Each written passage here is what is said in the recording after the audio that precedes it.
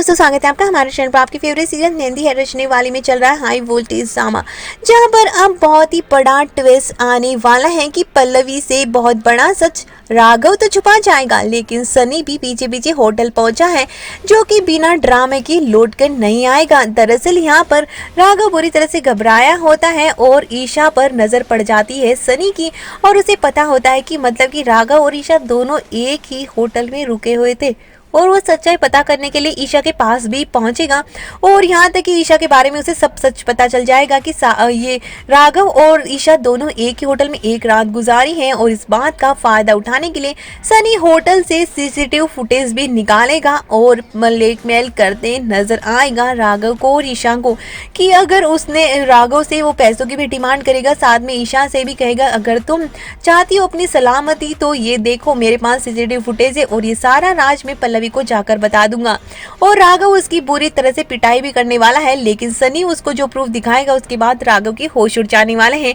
कि उसके पास में फोटोज होती है कि ईशा और राघव दोनों ने साथ में होटल में एंट्री करी थी, और कैसे उसे लेकर आया था होटल में बाहों में उठाकर। ये सब कुछ अब पल्लवी को मैं जाकर बता दूंगा। और राघव के सामने बड़ी मजबूरी आ गई है, जिससे कि राघव यहाँ पर घर पर भी सनी की हर तरह की हरकतें बर्दाश्त करते नजर आएगा, और इसी पर पल्लवी को शक हो जाएगा कि जो इंसान उसकी एक छोटी से छोटी चीज पर रिएक्ट करता है वो आजकल रिएक्ट क्यों नहीं करता। तो नवरात्रि का त्योहार भी इस दौरान मनाया जाएगा, और पल्लवी के सामने अभी ये सच नहीं आता है कि ईशा और राघव एक ही कमरे में रुके थे। लेकिन यहाँ पर अब लगातार सनी राघव को ब्लैकमेल करते नजर आएगा, और इसी बात का पता करने के लिए पल्लवी जासूसी करने वाली है, और उसके बाद ही सच्चाई सामने आएगी और सनी सबके अपराध पल्लवी के सामने सारा सच खोलेगा कि उस रात राघव और ईशा दोनों एक ही कमरे में रुके थे। और उसके बाद में ड्रामा शुरू होगा। अब देखना है कि राघव और पल्लवी के बीच में गलतफहमियां कैसे दूर होगी।